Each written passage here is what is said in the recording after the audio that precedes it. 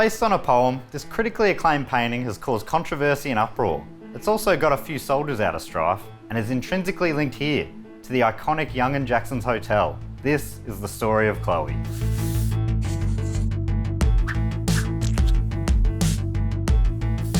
Welcome to Arty Facts. I'm Matt Stewart and I'm here with my very good friends David Warneke and Jess Perkins.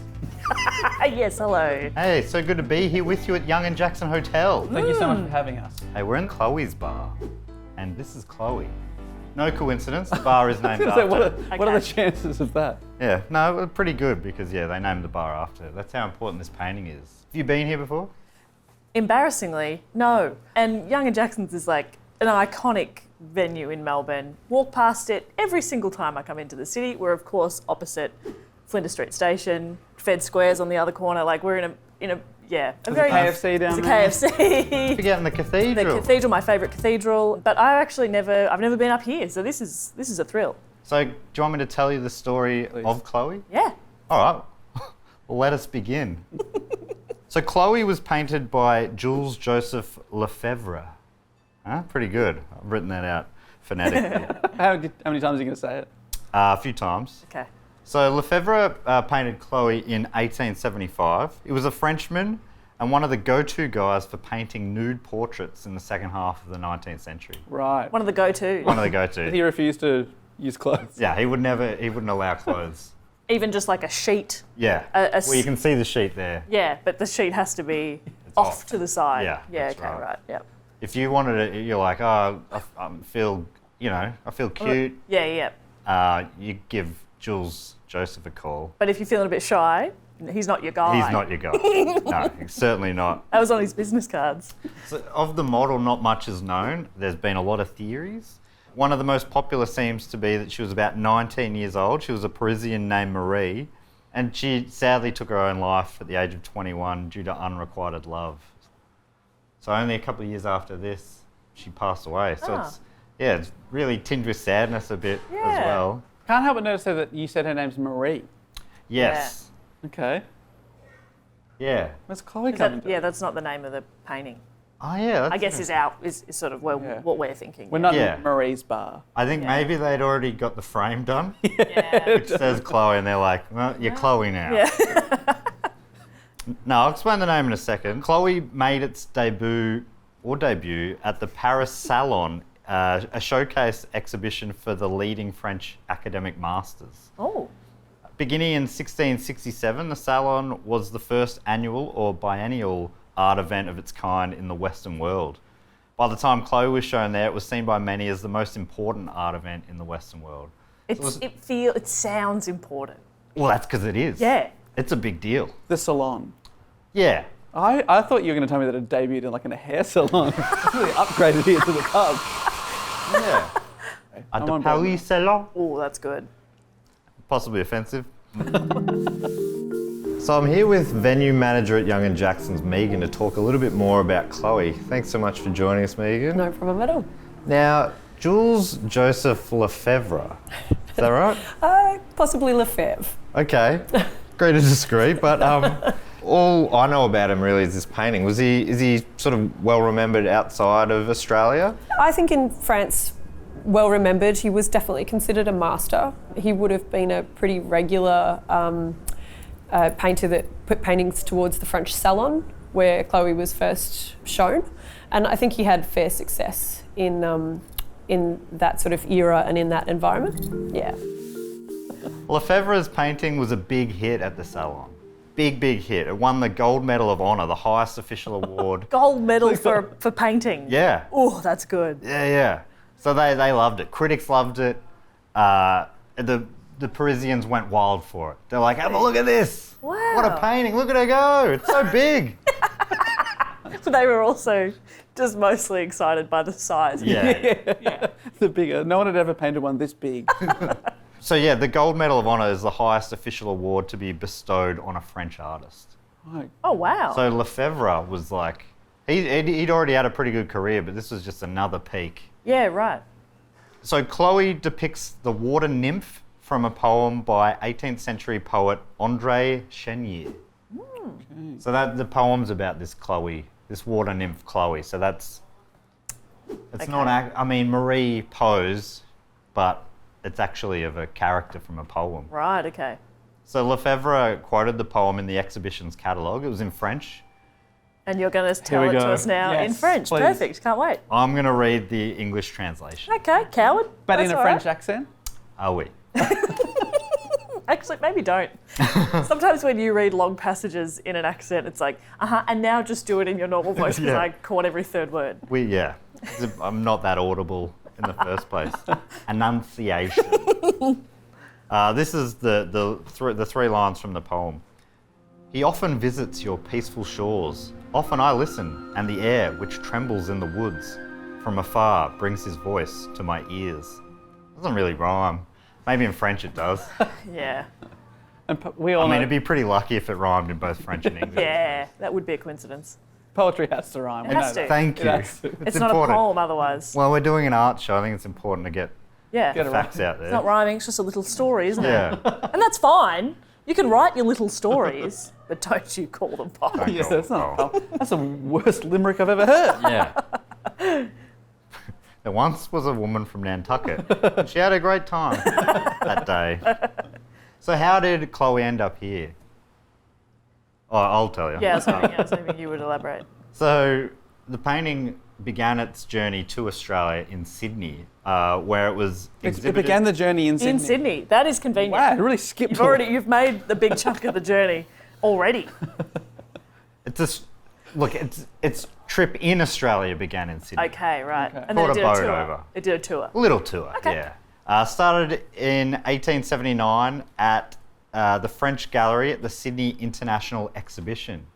You know, when it was displayed there, it won a gold medal. Oh, Cream Yeah. in the field. That's right. It's like bloody Madame Butterfly over here, eh? wow. It's like Ian Thorpe of the art world. Well, it must be said, there's some fantastic footwork Yes. on the painting. It's also Yes. a sporting term, trying Is to get it? something going. Lefebvre painted Oh, yeah, this okay. with his feet. Not a lot of people know that. Yeah. The following year, Chloé headed south for the Melbourne International Exhibition of 1880. Guess what? What? Gold medal. Yes. Racking them up. Where do you even put, because you know, like gold medals at the Olympics, they go around your neck. Where do you put them on a painting? Oh. I would have liked to have seen yeah. them painted on. Yeah. She'd be weighed down. Even just paint them on like the glass over the top of it. So Like you a know- bottle of wine. Yeah. Just the stickers. Yeah. Yeah, I think Put a little that'd be a sticker nice on touch. it. Yeah, like country bakery of the year or something. Yeah. How do I know it's good if it doesn't have a sticker on it? That's true. So yeah, it's been a big hit around the world now. France and Australia. Yeah. The big two art destinations of the 1800s. That's what you want. Those are the markets you want as an artist. 3 gold medals though. Yeah. Yeah, it's huge. Once in Melbourne, it was exhibited, people are loving it, and it caught the eye of one Dr. Thomas Fitzgerald. And he purchased the painting for 850 guineas. Guineas. Yeah, which sounds like a made-up thing, but that was an amount of money back then. Yeah, right. I believe, and it was hard to figure out, but I think it's around 160 grand in today's money. Woo. With inflation and whatnot. Yeah, it is hard to. But also possibly Could be a way totally more, different way less. amount. Who knows? You got the whiteboard out. Yeah. Yeah. Honestly, Let's say 160 grand. That sounds impressive. pie was involved. Oh, yeah. Carry the pie. Oh, I was sweating. So anyway, in 1883, Fitzgerald was heading back to Ireland for 3 years. So he contacted the National Gallery of Victoria, offering Chloé to them to display while he was away. A generous offer. Just while he's away. While he's away. When I come back, I want it back. Yeah. I want it back. Okay. We've all thought about that when you're going away for a bit, just contacting the gallery. Yeah. So, Did you want this? I mean, it'll cost me money to put in storage. Yeah. So maybe you could throw it. Did you I've want got a this magnet print I on the bought off fridge. Etsy? Do you want that? Yeah, just while I'm away. I'm away Yeah. for 2 weeks. You can have it. So they accepted. They're like, fantastic. But despite being critically acclaimed, Chloé proved controversial to Melburnians. Melburnians couldn't handle it. But outside, the art community loved it. Right. Shown in the exhibition, they're like, fantastic, gold medal. But your average Joe Australian, and Melburnian more specifically, was like, what the hell is going on over here? She's nude. This lady is nude. Yeah, we are a city of prudes, aren't Yeah, we? very prudish. Yeah. Put it away I've is been our looking down- catchphrase. I've been looking down here a lot. Yeah. It's on our number plates. Yeah. It says, put a jumper on. Yeah. The prude state. According to Only Melbourne, Melbourne society found Chloe's presence in the gallery quite scandalous. Ooh. The Argus newspaper, which is a big newspaper here for a long time, the Argus was so inundated with letters of both complaint and passion that they dedicated a column solely to the issue of Chloe in the gallery. The letters of passion feels a bit pervy, doesn't it? I love her. I love Chloe. Chloe's my girlfriend. You know Chloe. Chloe, can you come live in my house? You know, it was like, okay. Yeah, she can live in my front room. But the complaints were... There's a little foreshadowing there. There is a bit of that later on. Right. So it really feels like Melbourne was divided into two camps. Prudes and pervs. Pick a side. Pick a side. Which side would you be? You go first. Team Prude. Prudes for life. Yeah. So you wouldn't be happy with this being I have not looked displayed? at once back there. That's horrific. The frame is fantastic. It's a beautiful frame. Beautiful Frame. Great writing down here. Great feet. Good little knobbly Feet. knees. I'm totally fine with feet. Okay. But I'm not a perv for feet. Prude for feet. Prude for feet. But how about you? You've been looking at a lot back there. I'm assuming. Yeah, I don't know if this is a safe place to answer honestly. I reckon I'd be team perv. Team perv. Yeah. I'd be like, get your kid off if you want. Doesn't mean I have to. Okay. But if you get your kid off, go for it. No, don't. No, Keep come him on. on. Even in the shower? No, especially not in the shower. It's when I'm most, Actually, not in the it's when I'm show. most vulnerable. Okay. There's a lot to unpack there, but we really don't have Yeah, all we'll the time. talk about that later, maybe. Yeah. I'd say I'm somewhere in between the two. Yeah, that sounds good. So you make us choose, and Yeah, then you get to be on the fence. So the reason for the controversy was not only that it was a nude painting, but that it was being displayed on Sundays, the Sabbath. Oh my God, unbelievable. Well, her hair was probably what caused the most controversy Really? when she was at the National Gallery in the 1880s. Her hair is in an up style, which would have been how a modern young lady would have presented herself. So the question that was asked by your prudes was, why would a modern young woman show herself naked in public? So another newspaper at the time wrote, quote, "The picture, which was on view at the recent exhibition where it attracted the admiration of all good judges, was purchased by a patron of the fine arts, our friend Dr. Fitzgerald, and lent by him to the trustees. On the picture being hung, the puritanical raised a howl of indignation, and poor Chloe was subjected to an amount of abuse that could only come from narrow-minded bigots." Oh, wow. This newspaper was in the perv camp. Yeah. A very balanced, impartial reporting there. The article went on to say, "One result of Chloe's appearance on the wall was of course an increased attendance, and thousands who had never heard of the picture before visited the gallery while it was on view." Oh no, all the prudes have accidentally signposted it for all the pervs. Yeah, that's right. Oh, I heard about this. A nude painting. Sunday. I don't work on Sundays. I've got heaps of time. I'll go and check out this nude. After church. Yeah. And I think that was I think that happens a lot. You bring controversy to something, and that just brings attention to the thing that you were trying to smother. Within weeks, the campaign against the painting was successful though. To stop all the hassle, Fitzgerald requested the painting back and the NGV took it off display. Not long after, the painting spent time on display in Adelaide, where it proved less controversial. Yeah, well, they're Yeah. full of pervs over there. When Fitzgerald returned from his trip, he took the painting back, hung it in his front room. But even this caused controversy, as passers-by could see it through the window. Oh my God, stop looking through windows, you pervs! They're pretending to be prudes, but they're actually pervs. People have obviously gone, "Oh, it's moved to this place, has it? Well, let's make sure no one can see it." Oh, there it is. There it is, yeah. Wow, I'm going to complain about this. I'm offended. I'm not going to look away. Binoculars on. Yeah. So that he got more complaints, ended up having to move it to his back room. You don't want to put it in the back room. No. Nobody goes there. And it remained there for the final decades of his life. So it was there for another 20 odd years. Oh, wow. Obviously, we can't talk about Chloe without talking about this pub here, the Young and Jackson. So the two are really, linked together. It's probably the most famous thing about the pub in a lot of ways. What about the Parma? Yeah, Chloe and the Parma. Name a more iconic duo. Oh, wait. Chloe and the Parma? Chloe and the Parma. Calling the Parmas. Parmas, there we go. Yeah. Yeah. Or Parmese for people who like to say it wrong. So obviously, yeah, we're here now, as we were saying, right in the heart of Melbourne. It's sort of the main intersection where the Melbourne CBD begins. It goes out in this direction. Yeah. And I've had a few meals here because it's, sit in front of the great painting out that window, great view of the city. Isn't that, it's wild that, there's not many places you can sit in front of a multi-million-dollar or multi-hundred guinea painting That's right. and just have a parma and a pot. Yeah.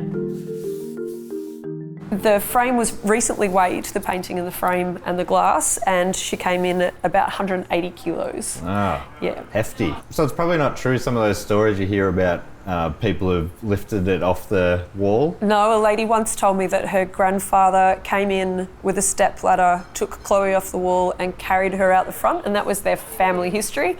And I didn't really have the heart to tell her that probably wasn't true. He could have been a beast, her granddad. He could have been. In 1875, the same year that Lefebvre painted Chloé, two Irishmen named Henry Figsby Young and Thomas Joshua Jackson became the licensees of the Prince's Bridge Hotel. What about Henry's middle name?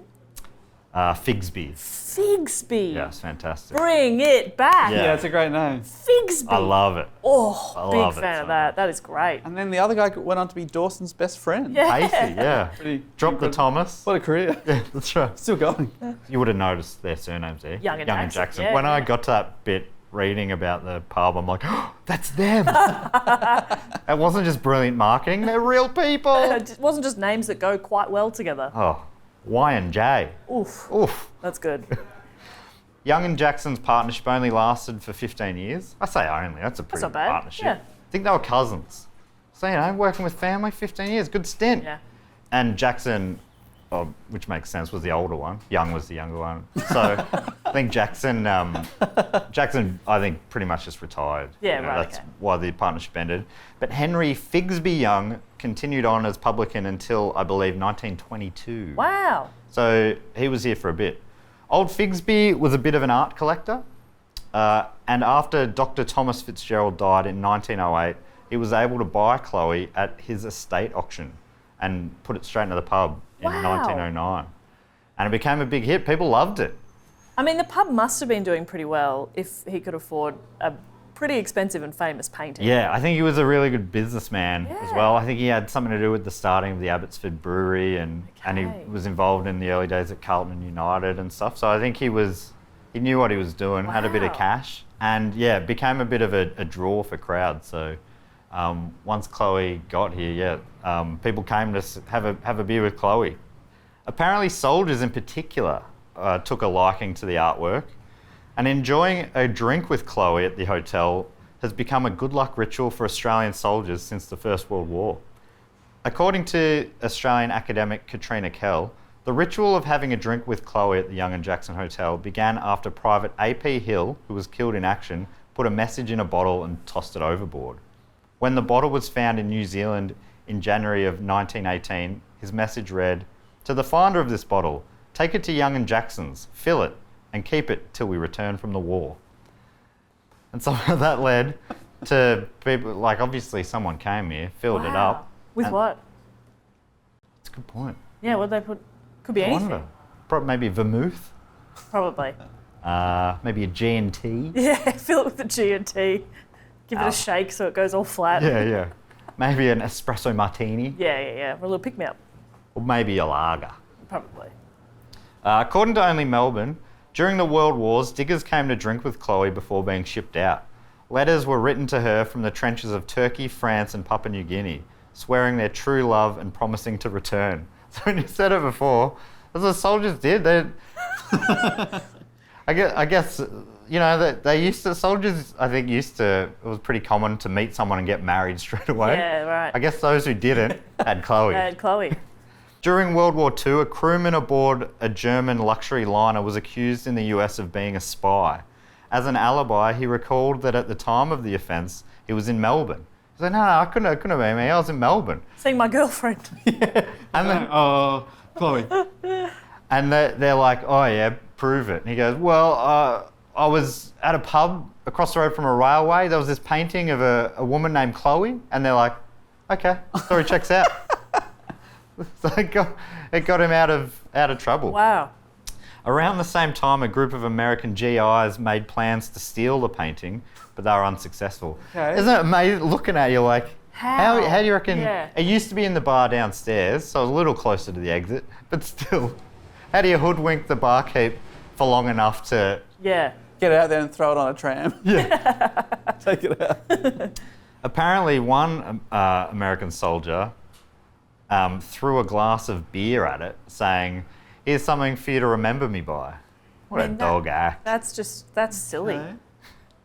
She's a painting for starters. Panic. She can't remember. Doesn't shit. remember. She doesn't know anything. I mean, but in fairness to that guy, we are remembering him by telling the story Oh, yeah. decades later. Oh, he's got us. That is frustrating. So I wonder if that's how he got around in daily life. Hey, I'm off. See you again. Don't forget me. And you wouldn't, would you? Yeah, No. never forget that guy. Yeah. Yeah, Like but- before that, very forgettable guy. A bit dull. Oh, the guy throws pints at people. Yeah. Yeah, I remember I him. Don't know his name, but I Bit know. of a douchebag. Yeah, he sucks. Soon after, obviously, it had some conservation work done. Needed a bit of a patch and repair. According to Kell, by the start of the Second World War, Chloé and Young and Jacksons were so enmeshed in military mythology they were included in the 2nd 21st Australian Infantry Battalion's official march song. You know, the army march songs? So there was a little line in it about Chloé, which I don't understand it, but I'll read it. 4 lines here. Now, this is poetry, though. I'll tell you that. Oh, so it's going to rhyme. It's got a rhyme in it. Rhyme. All right, we'll see.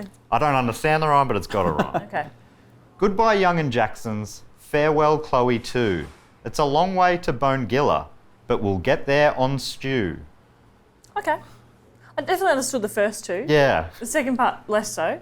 But I reckon it... Bonegilla's a place. in And we'll Victoria. get there on time, On stew. in time for dinner. Stew which will is a keep us stew. going. On stew, that's what they're eating to Yeah. get there? Oh, Or is it- yep. Or is it maybe it's a nickname for Tuesday? You know, Taco Tuesdays. Maybe it was Stew Days Tuesdays. Yeah. Stew Day Tuesdays back then. It was what? Stew Day Day Tuesdays. Tuesday. That's why they changed it to tacos. Yeah, it's better. It really could have had a rewrite, like we'll get there thinking of you or something like that. Yeah, Yeah. that's That's good. just my submission. But it probably, I imagine it means something. Yeah, all that matters is they understood what it Yeah. meant, you know? And all that matters is that people comment below. After Japan's surrender, Australian prisoners of war sent out an SOS to be rescued. I'm not saying this out of nowhere, this is Chloé related. Okay, great. As a test to make sure that they were actually Australians and it wasn't a trap, Melbourne soldier John Van Newton was asked, "How would you like to see Chloé again?" Very cryptic question. How would you like So to Japan surrendered. He's found a radio going, "Hey, come get us. Yeah. We're out." And on the other end, he gets a call. "Oh, how would you like to see Chloé again?" No, there's no time for that. Come rescue me. Apparently, Van Newton replied, "Lead me to her." And the operator asked, "Sure, where is she?" And Van Newton responded with Young and Jacksons, finally convincing the operator he was Australian. So they came and got him. Wow. Isn't that interesting? So if you were like a double agent or something, Yeah. just a little knowledge of Chloé, you could have brought the whole bloody operation. And probably a down. convincing Australian accent would have helped too. And to be honest, Jess, like if you're stranded overseas and they tried this on you like last I'm week, you would have been, stuffed. I don't know what you're talking about. Dave, they could try it next week. I'll forget. I'm ruined. Lead me to it. What? What are you talking about? Who's Chloé? I'd say. They'd say, well, she's not Australian. I'm Jess. Oh, no, I'm Jess. Happens all the time. Kardashian? What are you talking about? In an article written in 1945, West Australian journalist Peter Graham claimed that Chloé is to Melbourne what the bridge is to Sydney. Okay, well, I'm aware of the bridge. You remember when for the 56 games they lit her up? The Olympics? They lit her up. There's sparklers, there's fireworks. Yeah, that was good. That was good coverage. But he does clarify from the soldier's point of view. Yeah, right, okay. So yeah. when they think of Sydney, they think of the bridge. When they think of Melbourne, they think of Chloé. They also write letters home to the bridge. I miss you so much. I love you, love Bridge. Oh, all those nuts and bolts. Can't wait to see you again, Bridge. So he goes on to say, she is a soldier's pilgrimage when in Melbourne. They speak of her with affection. The bridge will always belong to Sydney, but Chloé belongs to the Australian soldier.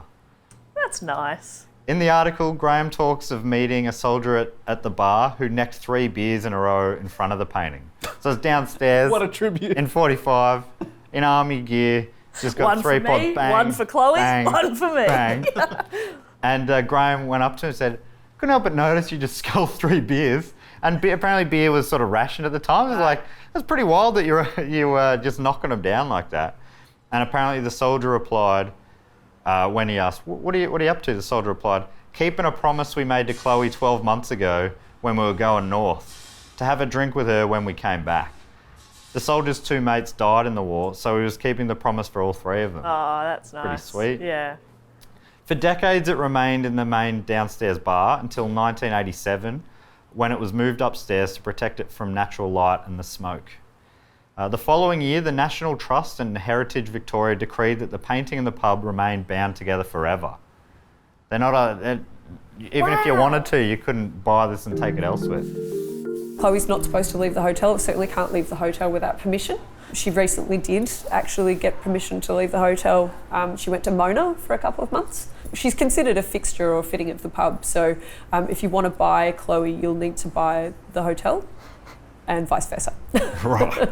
Do we know what it's worth in today's money? She's currently insured for $3 million. $3 million? Yeah. And the pub? I'm just saying, Well, I'm crunching some numbers now. I do not know. But more, so the whole package is at least 3. Well, Probably even more. Probably 30, yeah. Okay. Well, I'll talk to the bank. Yeah. In 2004, a punter knocked the painting up in this room, Ooh. which is amazing to think about.